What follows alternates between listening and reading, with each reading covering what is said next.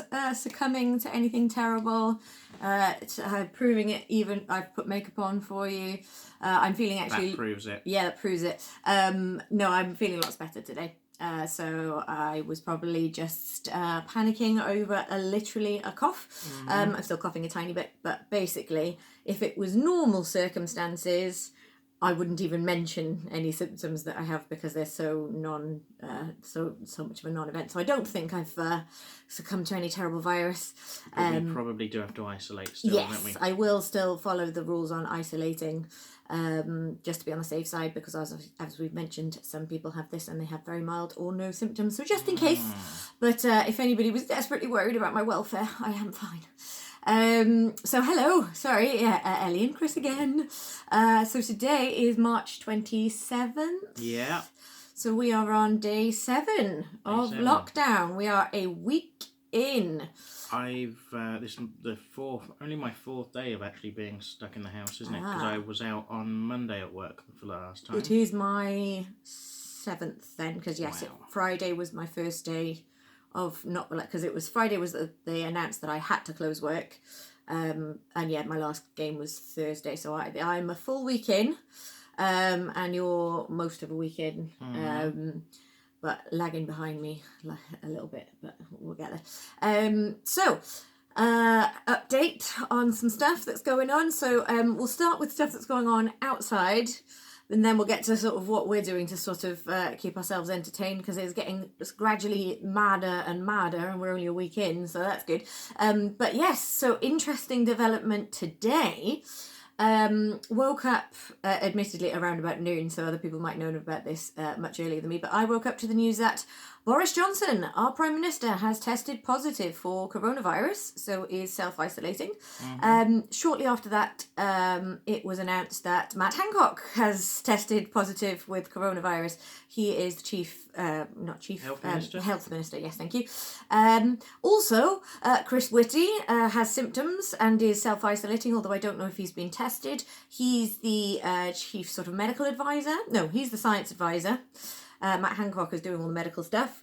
So they're dropping like flies, which means that now our daily press conferences that I look so forward to, today's was fronted by Michael Gove. If that is not the sign of a country in crisis, I don't know what is. It's such a worry. I can't take him seriously. Firstly, I find him absolutely insufferable for all of the things that he's done. But also, my friend pointed out that he looks a lot like Pob, and I can't see anything else when I see him talk now. The permanently moistened bottom lip and the just face. Oh, I can't. He is Pob. Do you know who Pob is? I think that's very unkind to Pob. Yeah, Pob was a lot more lovable, but just purely on looks. Although I'm given to understand that Pob also had some very questionable political views, so let's not. Oh, yeah, wrongin'? Oh well, not like a. Not a wrongin'. Not a wrongin'.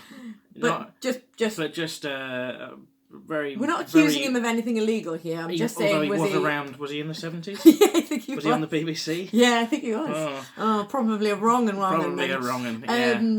A friend of Rolf. Oh God, I like that as a euphemism. Thank you. That's good. Yeah. I think how do we move on from that? I think humour, not humans. I think humour is getting also gradually darker and a bit more gallows humour, a little bit more finding the funnies in strange places.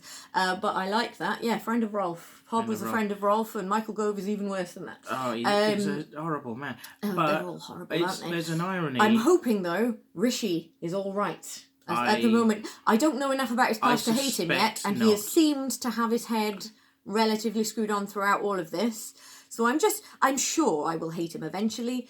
He's a prominent member in the Tory government. But at the moment... He's doing very well in all the press conferences. Yeah, he's been quite sensible, and he's admittedly been kind of forced by the circumstance, but he's had to do some basically very socialist things. I hate to sound cynical, but you don't get to be a leading member of the Tory cabinet without at some point in your past being a wrong-un. Oh God! For prolonged periods of time. I'm sure he's probably going to hell for something, but we don't know about it yet. And at the moment, I'll be honest, we don't know if there is a hell. Don't take that as verification. We don't know. This is the sign of the times, though. I will cling to any port in a storm, and as Tory cabinet members go, I don't hate him as much as any of the rest of them, and he's sort of the man who's announced sort of things that are going to mean that I can just about financially ride out at least the next 2 to 3 months. So, yay to Rishi! But for now. I'm sure by the end of this lockdown I might hate him for other reasons, but at the moment, go Rishi. There is an irony, though, in seeing a podium that says protect the NHS and then there's a Tory stood behind it. Yeah. Although I guess that's a very literal example of what they're on about. You know, it says protect the NHS and you immediately see a cunt. A Tory cunt like Michael Gove. I'm all for it. I was just not prepared. You're not going to share this one with your nanny. I don't know. Well, if she finds it, she finds it. But she's not great with the tech. So Sorry, Mum. I didn't say that one, and I know you watched. Do you know what? I do apologise to anyone who just doesn't like that word. That is fair enough. It's fair enough if you don't like that word. But if anyone deserves to be besmirched with a nasty swear, it's Michael Gove. Well, I think, to be honest, the thing you're besmirching there is female genitalia, really, more than anything. Sorry, if you have female genitalia, or if you're just a fan, then I'm sorry for that. But it's going to be a strange one tonight, I think, folks. I've had a grumpy day and it's coming out, I think. I'm feeling better, so I'm enjoying this. But so yes, we'll sidestep the C-bombs for now. But yeah, as we go more and more lockdown crazy, then maybe we'll start saying worse things. But sorry, Mum. So yes, so the cabinet are currently dropping like flies. Yeah. All only mild symptoms, but they're self-isolating, working from home. That's a very strange idea. Can the Prime Minister work from home? Well, they've got all... I mean, they're just doing lots of meetings by video conferencing now, aren't they? So essentially doing this. Yeah. Well, he's turned himself into a vlogger. Probably equally productive, I suspect. But yes, so that's interesting. So in terms of what's going on sort of external to us and in the grand scheme of things, in terms of being a member of the British public, that's an interesting one because obviously that sort of suggests that it's going to work its way through Parliament. Not that we've got much of a sort of sitting government at the moment. But yeah, so they're catching it. Also, this happened a few days ago, but I don't think we mentioned it, but Prince Charles has it, tested positive. It is interesting how all these very rich, very well-off people with mild symptoms are managing to get tests when people who work, frontline paramedics, NHS workers, we can't test them. We don't have enough tests for them. No. But old man with cough in a mansion... in a castle, in fact, better check him because he's mixing with high-risk people, I'm sure. So yeah, I'm finding that a little hard to swallow, but I guess that's just how this is going to go. A friend of mine is a midwife, and she's been sent home from work today because she's showing symptoms. She works obviously on the maternity... Well, I don't think she's actually on the maternity ward. She works on one of the sort of maternity-esque wards, antenatal, postnatal, I'm not sure. But she is next door to the COVID ward, and several times on her shift over the last sort of week or so, literally had COVID patients wheel past her. She hasn't got a mask. The people porting them along, they haven't got masks.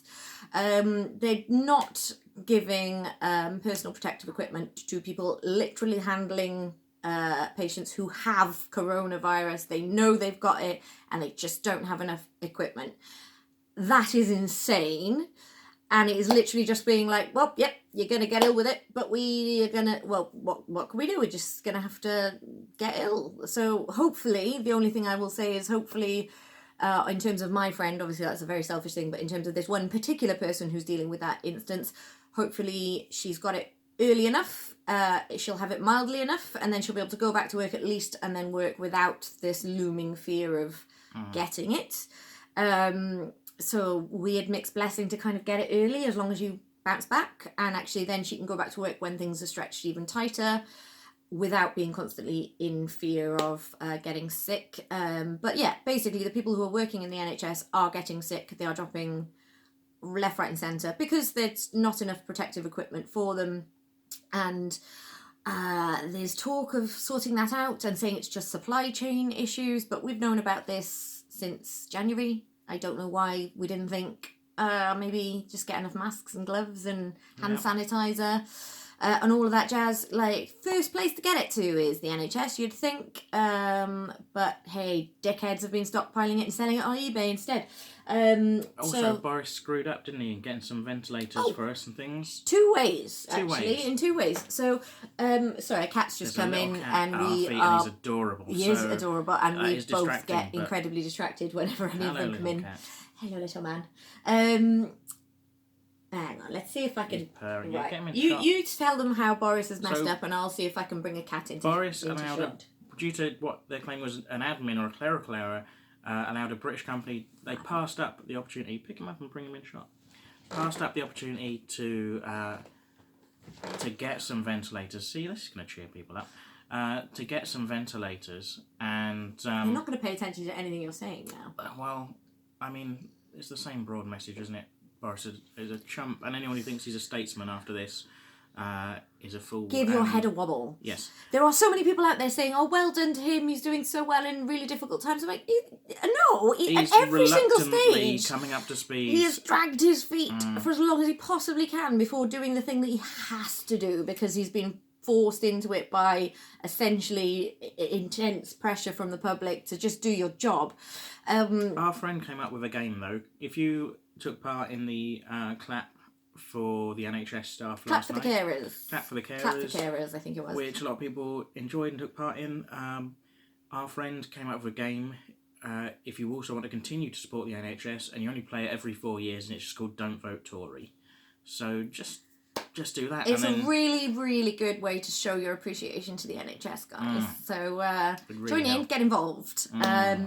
On a slightly happier note, though, in terms of the clap for carers, which, by the way, a friend of mine, Jo, pointed out that she can't hear that hashtag without sniggering, because she suggests it's talking about giving carers the clap. And that's particularly funny for her because she's given the clap to several carers, hasn't she, over the years? That's... Probably. I don't think she watches this. We can get away with that. But yes, but they have... it's weird you say that, because you said you didn't want me to mention her name about the other thing. Yeah, well, other people might watch it and tell her. Oh. But yeah, anyway, so yeah, it's sort of been decided by consensus that every Thursday night at 8 p.m, everybody's to go out and show their appreciation. So clap for the carers, don't vote Tory, every Thursday at 8 p.m. So yeah, I did say that I thought it might snowball, so actually it was nice. It was very heartwarming to see people in our street, but actually there's some amazing footage that's going around sort of well built up areas, people letting off fireworks, people in high rises just sort of showing people all around, and just a cacophony of applause and cheers, and that really is lovely. And actually sort of get a bit choked up. It is nice, and I think most of the real people in the public are very grateful and realise what a tough time they are having in the NHS at the moment. So do get involved with that, but also get involved with Don't Vote Tory. Do both. And extra things, whatever you can think of to just make sure that we look after the NHS, then let's do that. So we can also boycott Richard Branson at the same time, because he'll keep suing the NHS and trying to buy off bits of it. So none of that. But I'm going to get off my soapbox now, because I could just talk at you about how much I hate people who dismantle the NHS. Kind of goes without saying most of the time, but it comes particularly sort of poignant and pertinent in the middle of a global pandemic, when you're dealing with a National Health Service that has been strangled to within an inch of its life for the last 10 years. So yeah, people who voted Tory back in December, who are now clapping for the NHS for what a good job they're doing, give your head a wobble. because literally everybody in the NHS was putting out pleading videos in the run-up to the election saying, please don't vote Tory, please don't vote Tory. We're the ones living this. They are like absolutely just dismantling us. Yeah, they spent a decade slowly eroding the NHS and starving it of funding in various ways and privatising bits of it. And now what's going to happen is, because of the massive swell of public opinion, I've got no doubt they're going to start ploughing money into the NHS after all this has happened. But don't let them tell you that they are in any way the saviours of the NHS. No. The NHS would be in a much better position if they'd just never been in power to begin with. That was the thing that I sort of went, and I got very excited about. Jeremy Hunt actually went on record and said, in hindsight, I think the austerity measures when it comes to the NHS went a step too far. If only almost everybody in the world had been telling. If only. Like, I'm amazed that he admitted it, because you never see... Well, on both sides, it's rare to see a politician sort of say, I was wrong. Hindsight is 2020. But also everyone else already thought it. Everyone already knew that. It was obvious. But, yeah, I was quite taken aback to see that, because it was sort of, is this another harbinger of the apocalypse? A Tory minister admitting they were wrong. But even they're admitting that they messed up on this one. And it's at times like these when you realise no amount of private healthcare is going to help you, because there just aren't enough doctors, there aren't enough... but yes, the ventilators thing, we didn't actually explain how he messed up. Firstly, clerical error, said he didn't get the email. Bullshit. Basically, was offered the chance to get in on an EU scheme to sort of speed up the production and distribution of ventilators. First of all, said that they refused it because they're not in the EU. Then realised that was an absolute media shit show. So then said, no, we didn't get the email. So either you're callous and incompetent, or just incompetent. But either way, bit of a worry. At a time of, a global pandemic, somebody offers you thousands of ventilators that we are going to need, and they go, nah, you're from the wrong club, mate. That's a worry. So yeah, that was the first way. And the other way was a British company manufactured several thousand ventilators, offered them to the British government first, gave them first dibs. The British government said no, and so now they've sold them to foreign countries. So now what the British government is saying is that was clerical error. So either you think that's a lie and they passed up the offer to buy the ventilators, or you believe the government and they're just incompetent. Yeah. Just incompetent. So it's a worry. I can't imagine no amount of penny. They've already had to put their hands in their pocket for it to the tune of several $100 billion. You'd think maybe the money to buy some ventilators, probably a small change in the scheme of things at this stage. Like, of all the pennies to pinch, guys, what the fuck? What the fuck are you doing? So yeah, anybody who's saying, but God bless them, they're doing their best. Well, if this is their best, then they really are not qualified for this job. Please do not let them keep doing it. But anyway, right. Let's move on, because we've spent 18 minutes just on this, which was supposed to be a fleeting point. But yeah, so that's what's going on. They've all got coronavirus and they're all idiots. So in terms of smaller scale, what's going on with us? As I said, I think we've gone slightly mad.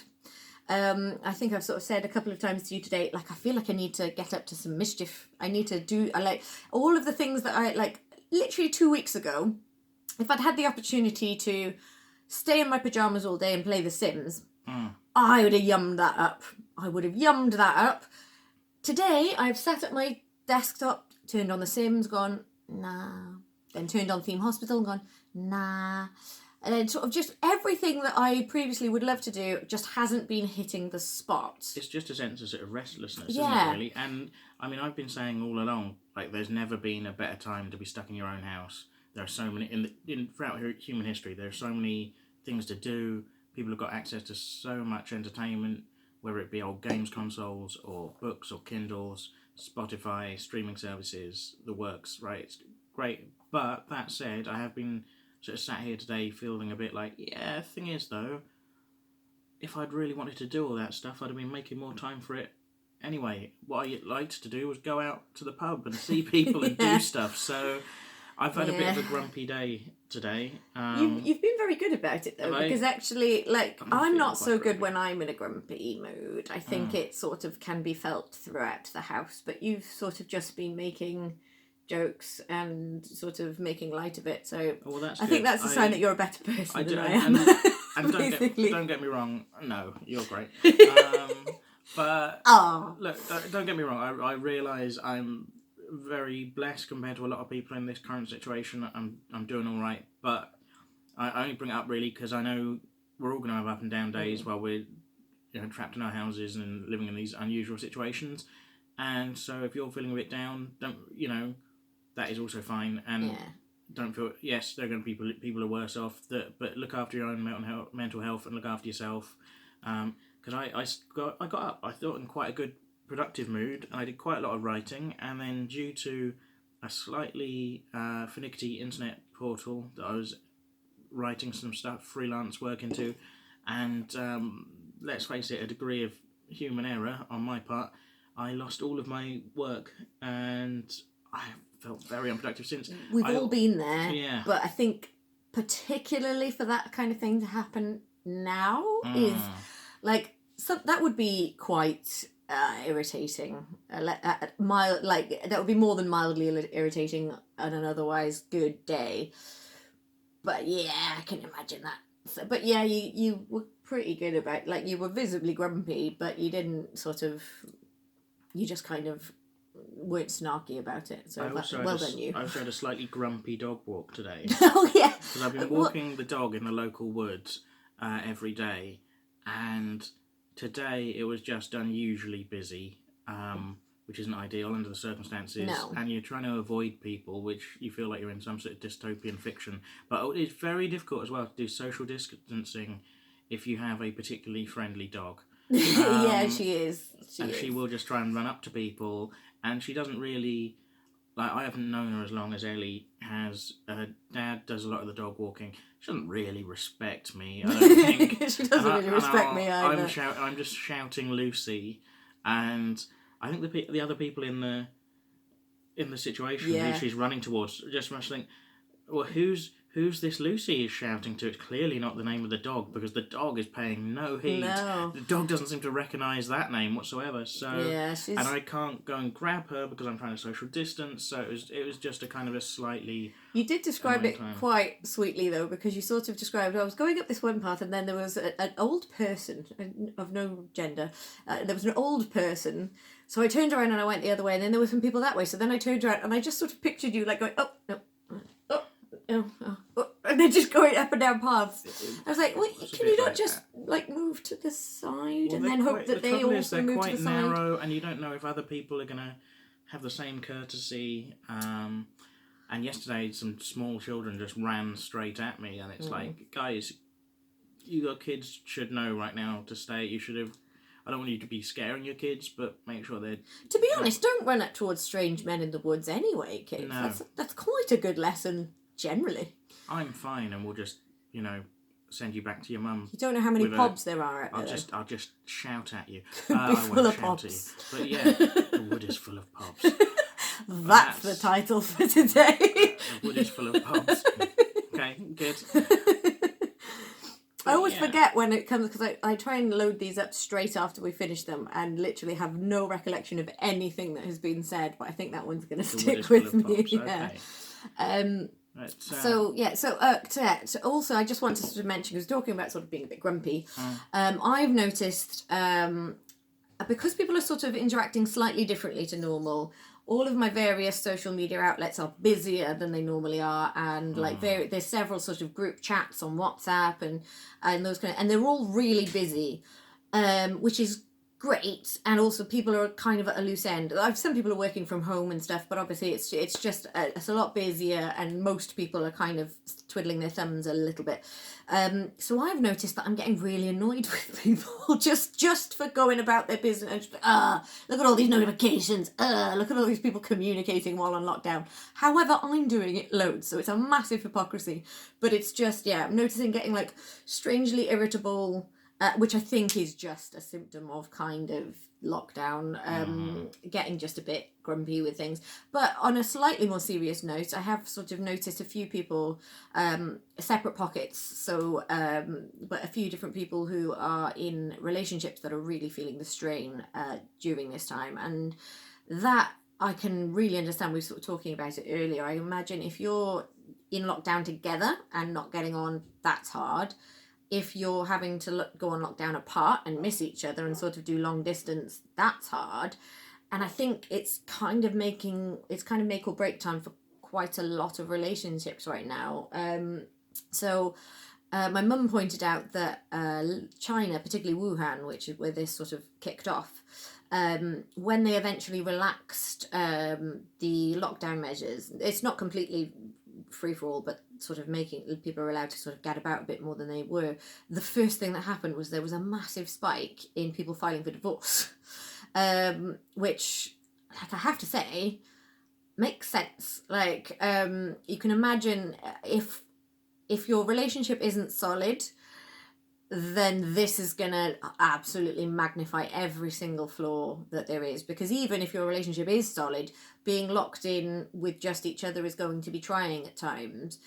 Thank God, like, I'm still at the stage, we're only a week in, mind, but we're still at the stage where I'm thanking God that I've got you to share this with, because I think this would be... Don't look smug.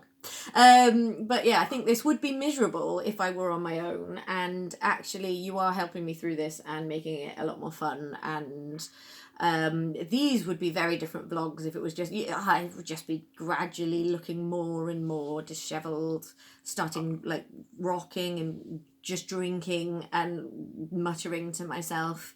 Of all the people I could be locked in with, yeah, you are my first choice. Yay! That said, I know who would be number 2 on my list. Oh, who would be number 2? So, you know our friends James and Paul? Yeah. Paul has been sharing photos on Twitter of his cooking. Oh, and everything I knew it would be food related. I can't compete with... I wish I was locked down with him. They had like pork butt.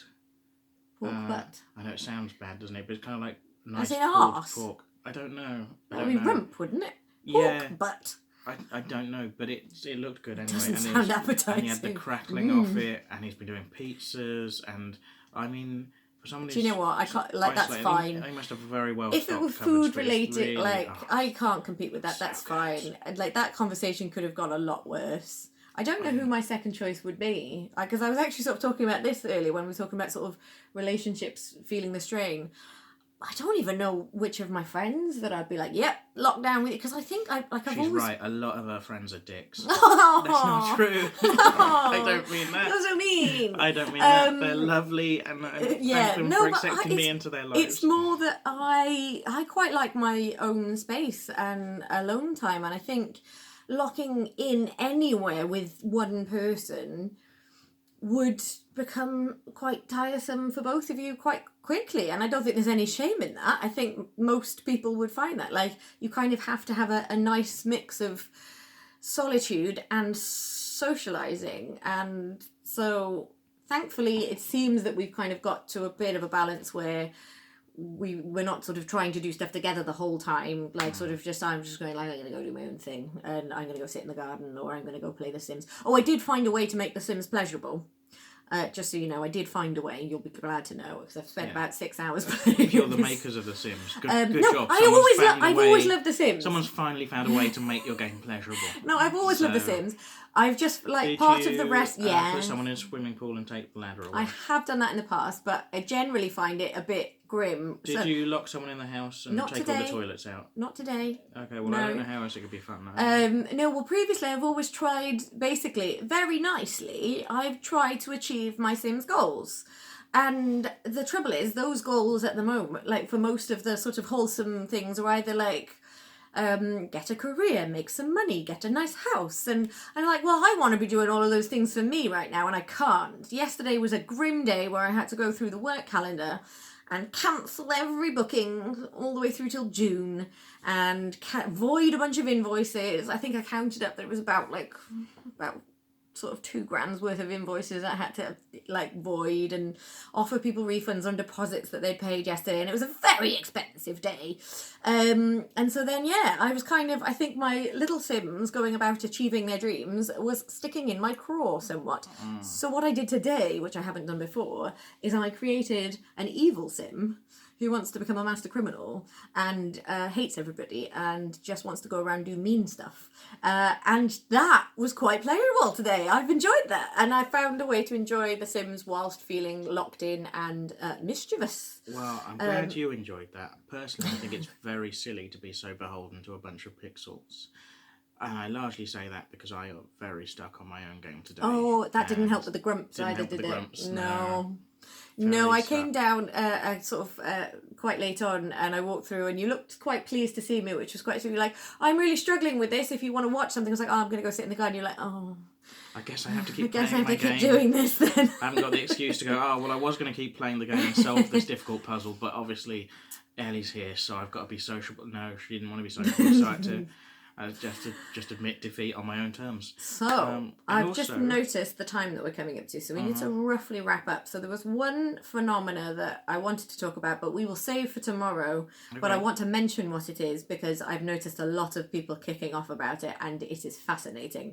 But tomorrow we will discuss what we've been making of Tiger King, yes, which is on Netflix at the moment, which got released at that perfect time for Britain. So a lot of people are watching it, and it is a ride. It is something else. I listened to 2 different wrestling podcasts today, and both of them talked about the Tiger King, which says a lot about the state of wrestling during this current crisis. But also we should about mention how the state of wrestling, pervasive actually, the Tiger King is. We will tomorrow. We'll talk about Tiger King and wrestling and WrestleMania particularly. And tomorrow we'll talk about other things because we need to kind of do something because we're running slowly out of booze, aren't we? And that's because once we run out of booze, I thought I was going to be ill for a few more days, which would slow down the consumption. But now I'm feeling all right, so I'm back on the booze. So now I've got to share it again. And once that's gone, we're just down to meth and heroin, aren't we? So yeah, I haven't even got a lot of that. Have you not? No, not much. When have you been having the heroin? Oh, heroin when I've been out of work. Yeah, that's what I do to keep myself busy. Massive heroin habit. Typical bloody woman, am I right, lads? Always on the smack. Yeah. So yeah. Hate to fall for the old lazy sexist cliches, but they do like a bit of horse, don't they, lads? A bit of horse. I've never heard that as a phrase. Well, you're too busy. I'm too doped up. Too busy taking heroin to learn any of the slang terms. Yeah, I'm not down with the cool kids. I just take it and zen out. It's all good. It's gone weird. Zen out. It's like you've never even watched Trainspotting. It does sound like they're having a lovely time of it. Right. Okay, that's gone strange. But yeah, so the stuff to talk about tomorrow. Tonight has flown, and we're massively overrunning now. So I'm going to massively, like 2 minutes 40 over. I know most people have just switched off in despair. To be honest, they might have switched on in despair. Yeah. That's probably what this is. Is this the best thing? Is this really what we're choosing to do with our time? I'm gonna watch this. Like this, this is entertaining us. I don't know what your excuse is. I'm not sure I'd watch this if I wasn't in it. I don't watch this. I do. Yeah, I don't know why I do. I don't know what I get out of it. Do you like it? Is it good? I don't know. I think I just quite like sort of going like, was